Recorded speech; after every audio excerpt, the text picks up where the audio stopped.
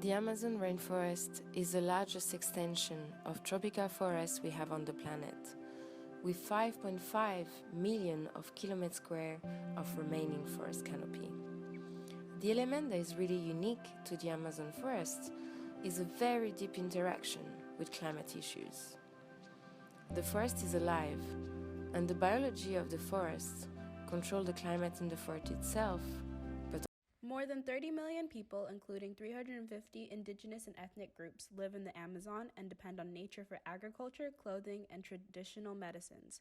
The Amazon forest is home to more than 40,000 species of plants, 3,000 species of freshwater fish, and more than 370 types of reptiles. Each year, researchers continue to discover new species of flora and fauna. Destruction of habitats due to deforestation and livestock are factors that threaten the survival of species. There is also a clear link between the health of the Amazon and the planet's health. The rainforests, which contain 90 billion to 140 billion metric tons of carbon, help stabilize local and global climate. The Amazon also pumps about 7 trillion tons of water per year into the atmosphere, and its forests recycle 50% to 75% of annual rainfall back into the atmosphere.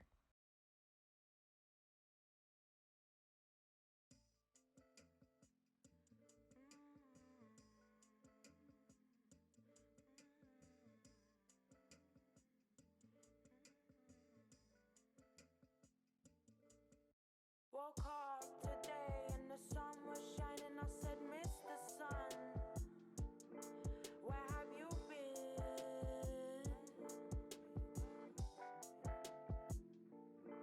He told me, sorry dear, I had to go away, but never have no fear, I'm always back again.